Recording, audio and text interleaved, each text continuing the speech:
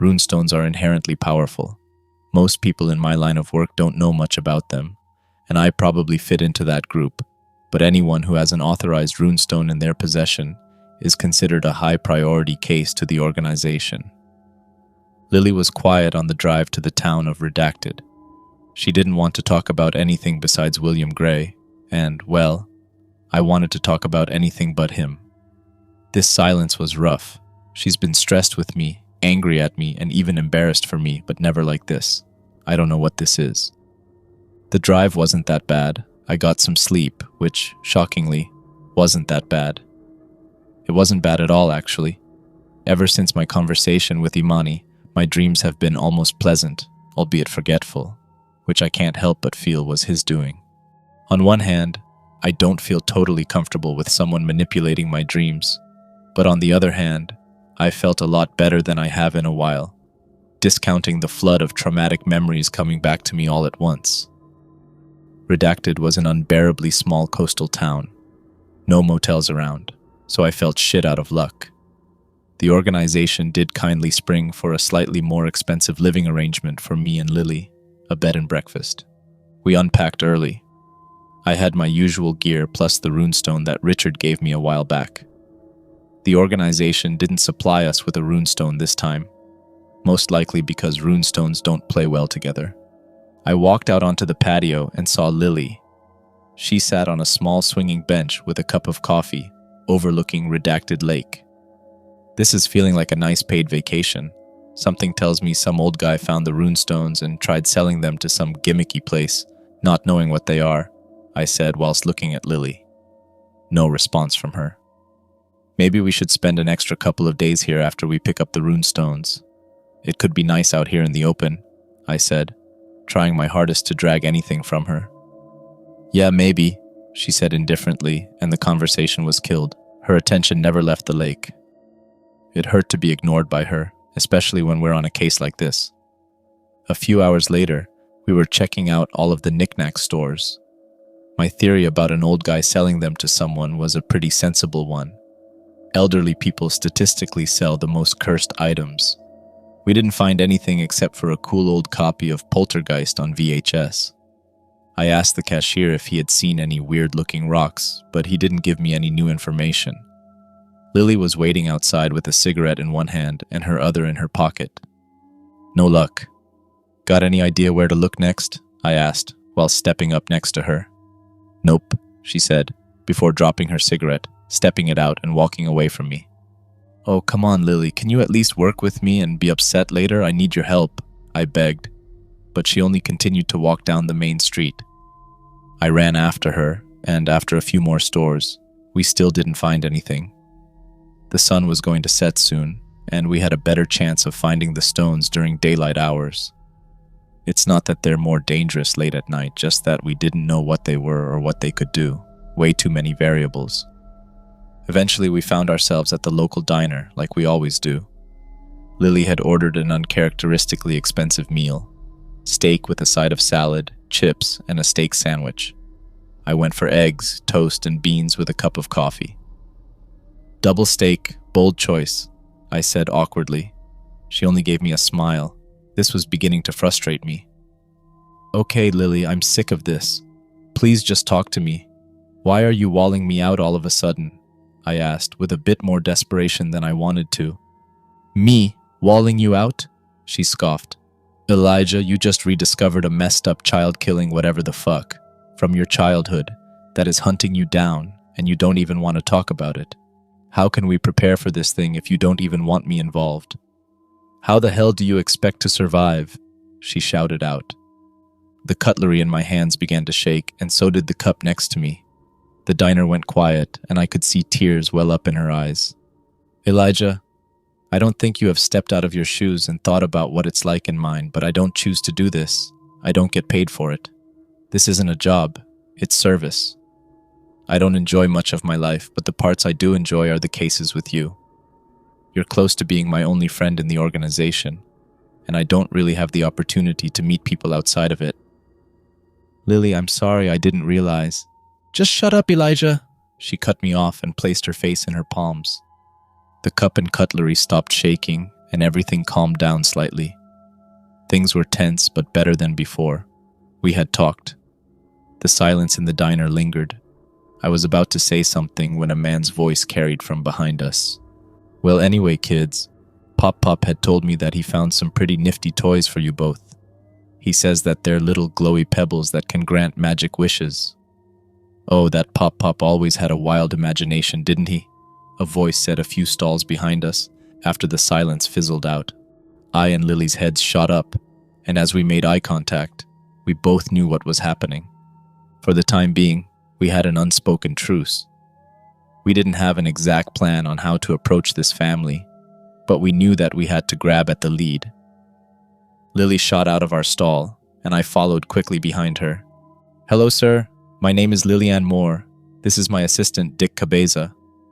I am interested in buying these magic rocks," Lily said with more confidence than I could ever muster. The name she used for me was odd, not one of our assigned aliases. "Oh my, well," the man who looked very much like Ned Flanders looked to his two kids and then back at us. "Well, you see, they're actually my wife's father's, and he sort of promised them to my kids," he said apologetically. Lily grabbed a notebook out of her jacket pocket, wrote something down, and gave it to the man, who audibly gulped. "Sorry, kids, I'll buy you something else. Would you like me to take you to him now?" We drove out to a small cabin a few minutes out of town. The woods mean something different to me now than they did before rediscovering my time in Stallborn. We pulled up to the cabin, and an old man stepped out and waved us down. He looked pretty jolly. "Well, hello there, Brent," the old man said, and poked his head into the car. He was smiling and looked excited. Both of these emotions died when he realized his grandkids weren't in the car, and two fully grown adults were sitting in the seats. "Who are these fine folks?" the old man said skeptically. "They're collectors. They're here for the rocks," Brent said. He hopped out of the car, and we followed suit. The older man made a point to keep his eyes on us. "You know, Brent, I really meant for this to be gifts for the kids," the old man said in a hushed tone to his son-in-law that I was just able to hear. We entered the cabin, which in all fairness was really nice, with a real rustic vibe.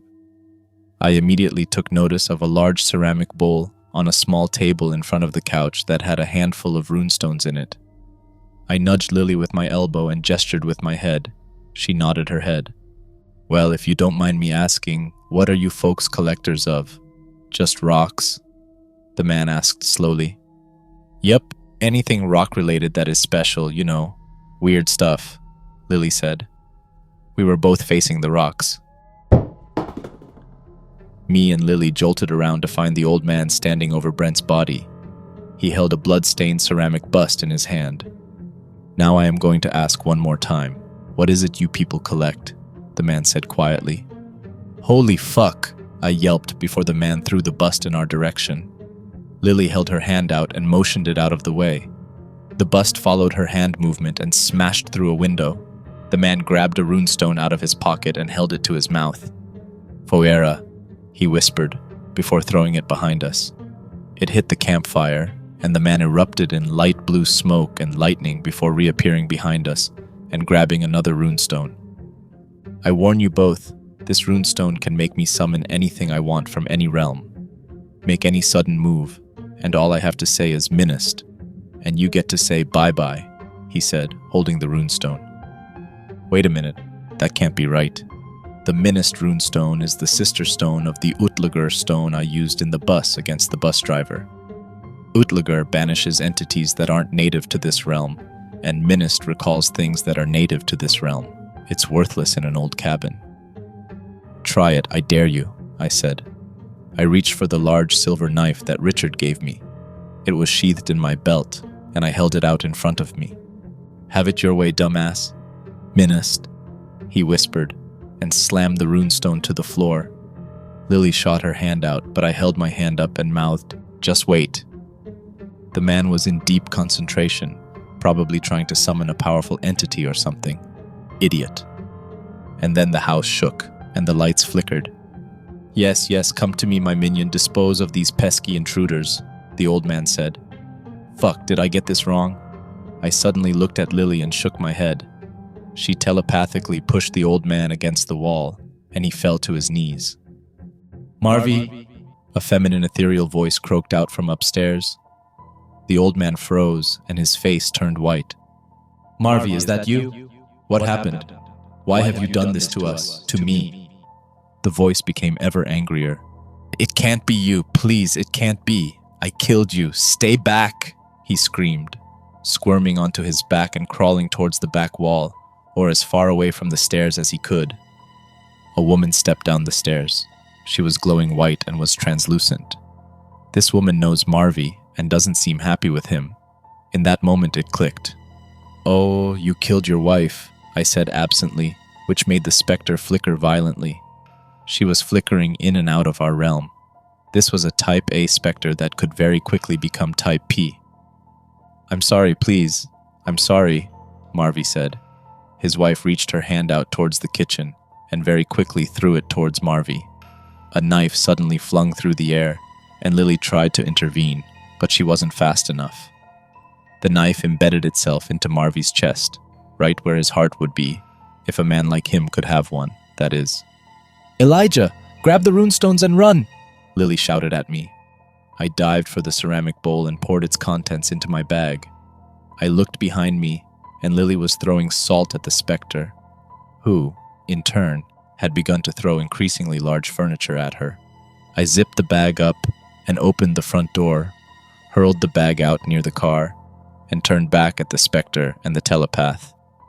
I could tell Lily was at the peak of her abilities, but the specter was still building itself up. I grabbed my knife and ran to the kitchen, found a bag of salt. Not ideal, but it would do. I stabbed the knife into the salt repeatedly until it was somewhat coated, and I ran back to the specter and threw it at her. It stopped her for a moment, and that's all that I needed. "Judge thou, O Lord, them that wrong me, overthrow them that fight against me," I shouted, and the specter began to scream in pain. "Let them be confounded and ashamed that seek after my soul. Let them be turned back and be confounded that devise evil against me," I continued. The specter reached out to grab me, but Lily used her abilities to cage it in a type of bubble. "Let them become as dust before the wind, and let the angel of the Lord straighten them," I finished. As I said those last words, the specter seemed to scream out a final breath before folding into herself, being sucked into the great beyond where souls belong. A few hours later, we were driving back to headquarters like nothing had happened. Runestones retrieved and the case closed. Lily sat in the passenger seat, drifting off to sleep. "Look, I'm sorry I didn't want to talk to you about William Gray. The truth is that I don't even know what to think about it. We don't even know if Imani was telling the truth. It could want nothing to do with me. I don't know, Lil. I'm not good at people stuff, but we work better together and I'm scared. I just don't want it to get you, like it did with Randy, Luke, or Mick," I said, with what felt like a rock in my throat. "Yeah, well, I'm a little more experienced than the average person," Lily said a little strictly. "God, I hope so," I said. She smiled at that and punched me. "Once we get back to headquarters, we can talk more about this, all right?" I looked over at her, and she smiled and gave me a nod. I could tell that it meant something to her. "Where the hell did you learn an exorcism prayer anyway? I didn't know you were religious," Lily said after a moment. "I'm not, but faith is one powerful thing. Millions of people around the world believe in some type of God, so there must be some type of power there. I thought I'd at least give it a try," I said nonchalantly. "And plus, Richard made me promise him that I'd learn at least some type of exorcism prayer." "Fair enough. Maybe I should start working on my Buddhism," she said before yawning and turning over. "I hope that Imani gives her the sound of sleep that he gives me. She deserves it after all that she's done."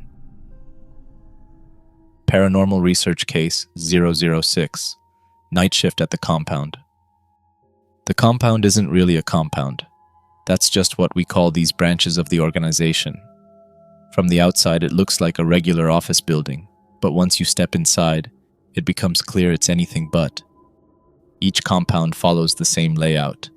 The first floor is for research offices, where I spend most of my time. The second floor belongs to the hunters, gyms, training rooms, and a handful of desks. The third floor is for research testing, lots of lab coats and very little fun. Then there are the underground levels. Floor A holds the archives. Floor B, the vault, stores cursed or otherwise preternatural objects. Floor C, containment, houses anything or anyone considered dangerous to society, our realm, or reality itself. No matter which branch you're assigned to, stepping into the elevator from the lobby always takes you to one of these floors. I'm not convinced they even exist in our universe anymore. That's just a theory, though. There are no windows down there, and no one I know has clearance to access anything above or below the floors we use. At least the elevator reliably drops you at the right place. Lily and I pressed the button for the first floor, and a moment later the doors opened into a large room filled with desks. The blue lighting and white furniture do nothing for the mood, but after long enough, you stop noticing it. "You get Broussard and meet me in one of the conference rooms," I said, before stepping out of the elevator. "All right, but you owe me a coffee. I hate the locker room." Lily shuddered jokingly. The locker room is what she calls the second floor, which isn't horribly inaccurate. I walked over to the small kitchenette closest to my cubicle, which is thankfully near a set of conference rooms. I don't envy the people who have to walk more than a few minutes to get to their desk, but I guess I never really see them. "Hey, Arna," I said, while passing a woman wearing far too many jumpers. Arna Chopra had been my cubicle neighbor for the past few months. She's nice and very talkative, something I can't relate to, but I like her. It's good having a friend actually in my branch of the organization. "What?" she yelped as I walked past her toward the coffee machine. "Oh, Elijah, it's just you. You're way too quiet. I need to get you a bell or something," she said playfully, though still breathing heavily from the fright.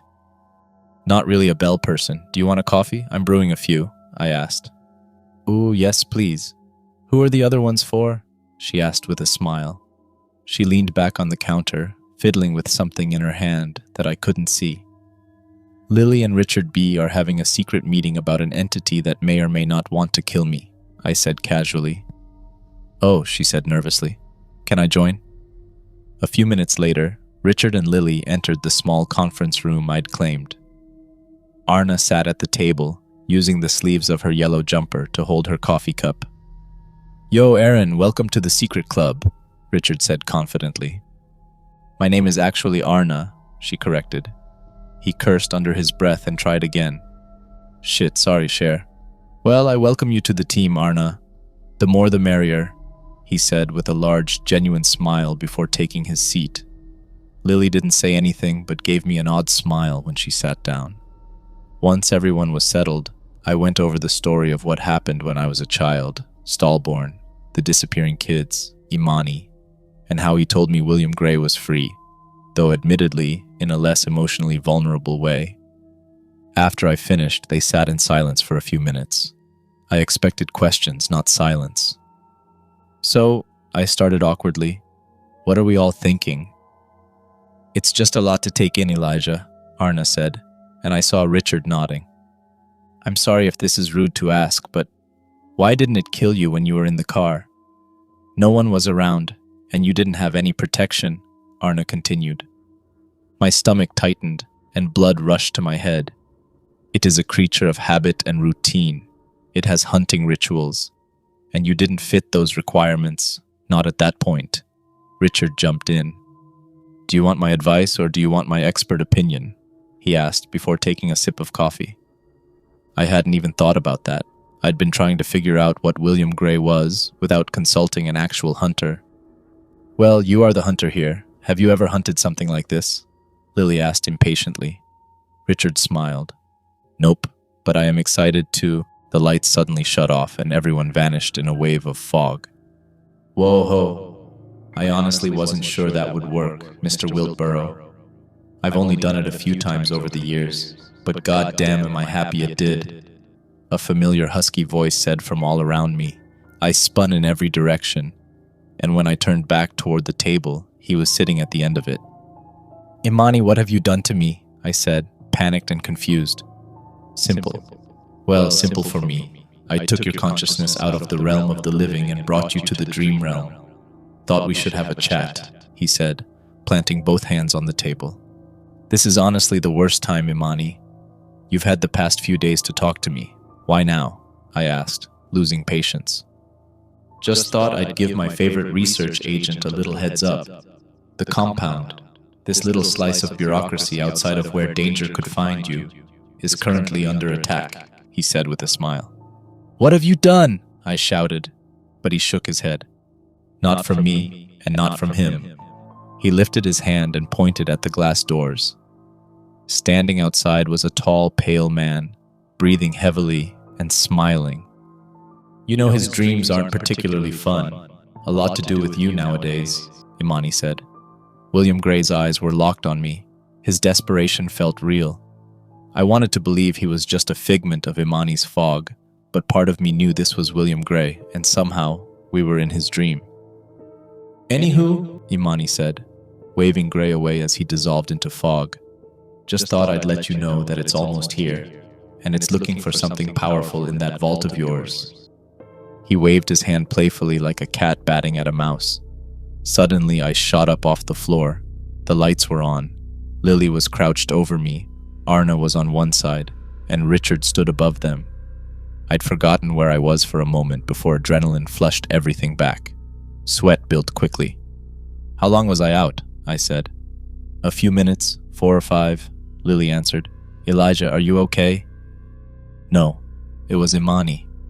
He said something is coming and it's heading for the vault, I said, trying and failing to stand. You think something can get in here? Richard said skeptically. The lights shifted to red and sirens blared. All personnel, please evacuate to the evacuation zones on your respective floors. Please stay away from the elevator and do not confront the foreign entity. I repeat. Did you guys even know they had speakers in here? Or alarms? Richard said. I ran for the door, but his hand grabbed my wrist. I slipped out easily, but Lily wasn't as easy to escape. She threw her hand out, and I felt myself yanked back, slamming my tailbone against the edge of the table. Where do you think you're going, Elijah? Lily asked, almost accusatory. I considered lying, saying I was going to the evacuation zone. But these people, Arna, Richard, Lily, were my friends. The elevator, Imani warned me that something is breaking into the vault to steal something powerful, I confessed. And you alone were going to stop it, she said sarcastically. I have so many things I want to say right now, she added, lowering her arm. The weight lifted and I stood. Okay, I think I know what you want to say. Can we please talk on the way? I urged. Shouldn't we go to the evacuation zones? Arna asked. Arna, in all the time you've worked here, have you ever seen an evacuation zone? Any of you? Or heard an alarm? I asked. They all shook their heads. Maybe, I don't know. It is pretty weird, Arna said. The hunters would be on the move, Richard muttered. Shit. Most of them are in the field. It's only me and a handful of others. We should meet up with them, Lily said. We can meet them in the vault. Please, we need to move, I begged. I don't know, Elijah. This all feels really weird, Arna said, tucking her hands into her sleeves. All right, I trust you. Let's move, Lily said. Arna, no one will blame you if you go to the evacuation zone, but if Elijah thinks something's up, then I'm going with him. The doors opened to the vault, a long, dark, metallic hallway. The lights were off, the air cold. Familiar somehow, but I couldn't place it. The vault is a large metallic maze with small enclosures for each paranormal artifact, almost like a zoo. It's easy to get turned around. We made our way in slowly. Richard and Lily led with camping lamps. Arna and I followed with flashlights. So what are we looking for exactly? Richard whispered. I don't know. Imani just said it was powerful, I said. I don't think I like this dream man, Lily added. I can't help but agree. I'm not a fan of him dragging me around whenever he wants, I replied. You think he can be killed? Richard asked. I didn't get the chance to answer. A scream rang through the vault, bouncing off metal. Arna squealed and fell into me. I dropped my flashlight, and it shattered. Oh God, I'm so sorry, Elijah, Arna started, but I raised my hand. It's okay. Really. Here, take mine. I can see pretty well in the dark, Richard said, handing me his lamp. He pulled a large machete from his pants and swung it effortlessly. How long have you had that in there? Lily asked, amused despite the situation. Every hunter is prepared for anything, he replied confidently. Even accidental cuts on your dick? Lily shot back. Under any other circumstances, that would have earned a laugh, but tonight, silence, except for another scream. Everyone stay close, Richard said, and we huddled together. We moved forward until Richard held up a hand. Hold up the hallway branches. Wait, that doesn't make sense. I've been down here before. I thought things seemed different, but this is completely changed, Arna said. Are you sure? Can this floor change? Lily asked. She's right, Lily. I've been down here a few times. It's not like this. My heart pounded. We should split up, I said. Are you serious? Splitting up is a horrible idea, Arna said. I know, but we can't let whatever's down here get what it's looking for, and since we don't know what that is, we need to cover more ground, I said. They stared. What? I asked. Nothing. You've just taken more to fieldwork than I expected, Lily said. Arna, go with Richard. He's the most likely to survive, so you'll have pretty great odds. Elijah and I will go left. You two go right. So you know Arna definitely has a thing for you, right? Lily said as we walked. What are you talking about? I said, genuinely surprised. She always makes small talk during tense situations, but this caught me off guard. Don't act like you don't see it. You're dumb, but you're the smart type of dumb. Ouch, I muttered. Before she could continue, a screeching noise rang out ahead. Lily closed her eyes briefly, reached a hand forward, and whispered, "Oh God," before sprinting into the dark. I followed. What we found was something I wish I hadn't seen. A hunter lay on the ground, her lower half missing, organs dragged along behind her upper body, barbed wire wrapped around and pierced through her. A soft, piercing screech escaped her slightly open mouth, like a final scream looping forever. Dear God. Her face was unrecognizable. A hook pierced her right eye, attached to a cable stretching into the dark. It was pulling her towards something. We both knew we had to stop it. I looked away instinctively. This was the worst thing I'd ever seen. Lily took a few steps back and gagged. Jesus fuck, she choked. I forced myself to focus on anything else and saw a revolver clutched in the corpse's hand. Likely organization-issued silver bullets. Shielding my eyes, I unpeeled her still warm fingers and took the weapon. I felt suspended between overwhelming emotion and complete numbness. Ever since remembering Stallborn, death has taken on new meaning. Let's keep moving, Lily said, once she steadied herself. All right, I said, holding the revolver out. I had no experience with firearms, but in a hallway, it wouldn't matter. We followed the metal wire deeper. Neither of us spoke. My thoughts drifted to Arna. Richard could handle himself, but Arna had never done field work. What had I pressured her into? Gunshots suddenly exploded ahead. I flinched hard. Shit, that was ahead of us, I said. We ran. The hallway opened into a tall room lined with enclosures. Scaffolding climbed the right wall toward catwalks crossing multiple levels. We have to go up, Lily said. Are you sure? A man wearing a hunter's vest fell from above and hit the floor with a wet, heavy splat. We climbed. The higher we went, the more flesh hung from above like meat in a slaughterhouse. The smell was overwhelming. I felt myself slipping toward shock. At the top, we saw two figures. One hunter swung an axe at another hunter, except the second had jagged metal pieces jutting from his neck and face. The axe wielder swung hard. The other stepped aside and thrust his hand out. Metal cables burst from his wrist and forearm, digging into the axe wielder and yanking her off the railing.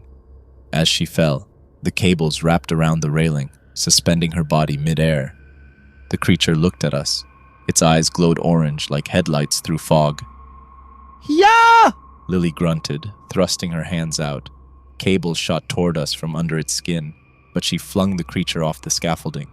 I ran toward where it fell. My footsteps echoed like thunder. I found an enclosure with only a lectern. On it sat a pocket watch. I tried the door. It was locked. I fired at the glass. The bullet did nothing. Of course, it was the vault. Why would the glass break? Metallic booms erupted behind me. I turned to see large metallic arms, wires wrapped together, dig into the scaffolding. The creature was climbing back up, arms protruding from its back like broken wings. I aimed at it, but my hands shook violently. Panic overwhelmed me. I fired once, completely missing, and dropped the gun. "Lily!" I screamed. She stood on the staircase, trying to force the thing back down, but it wasn't working. The creature aimed at her and shot a metal wire. As it neared her, it slowed. She was holding it back, but it shook violently. "Hey, dickhead!" I yelled.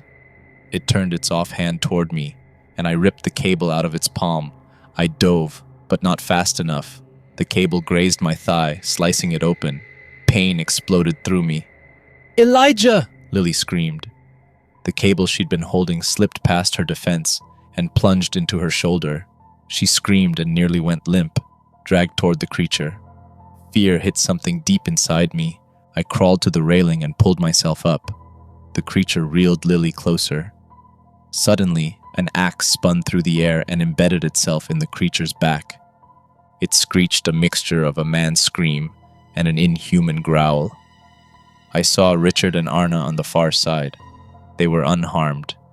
Relief flooded me. The cable slid out of Lily's shoulder and retreated into the creature's arm. She collapsed against the railing, unconscious. "Don't let it impale you," I yelled.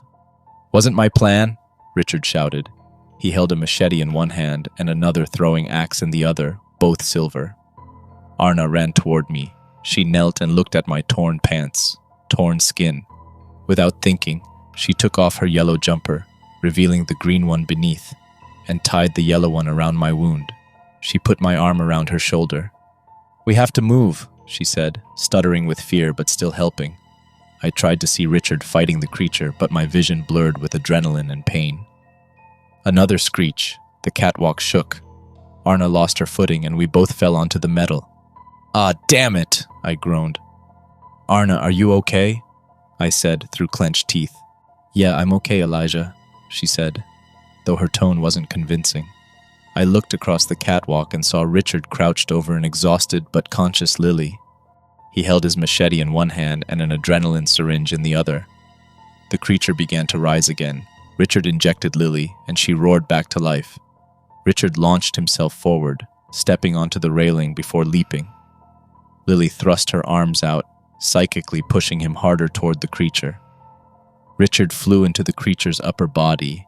He angled his machete so it drove straight into its skull and down its spine. The creature spun violently, its eyes flickering with light before returning to a normal human color. Then it went still.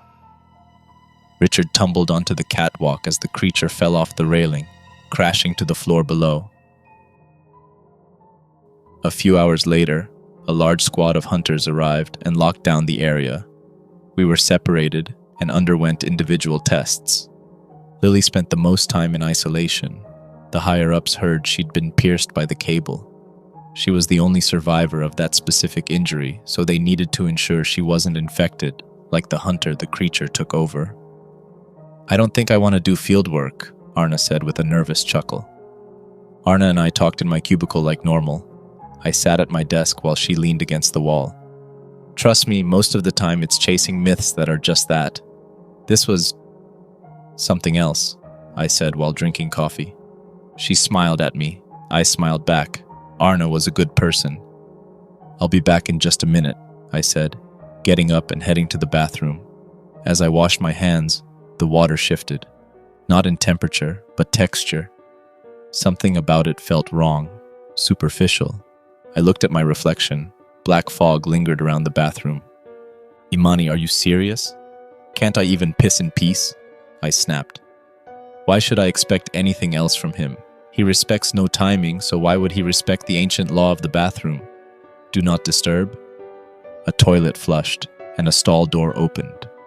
Imani walked out in a fine suit. He strode casually to the sink beside me and washed his hands. My, Elijah, you have outdone yourself. You stopped that wiry parasite from getting what it wanted, he said cheerfully. Yeah, I guess we did. Can you at least tell me what it wanted? Why was the stopwatch so special? I asked. Not for you to know, my friend. The important thing is that you stopped it from being stolen, he said. He moved to the hand dryer and used it far longer than necessary. Okay, if you aren't going to tell me what it does, can you at least tell me why you didn't want it stolen? I asked. Simple. It wasn't his to steal, it's mine. Or, more plainly, it's yours, he said, looking over his shoulder at me. As are the terms of our bargain. Hello there, hope you enjoyed the video. These stories are part of a series of case files. You can check the playlist on screen or in the description for more. You can also visit the author's Reddit page if you'd like to read some of the cases. If you enjoyed the video, please like and subscribe. And as always, stay creepy, and see you in the next story.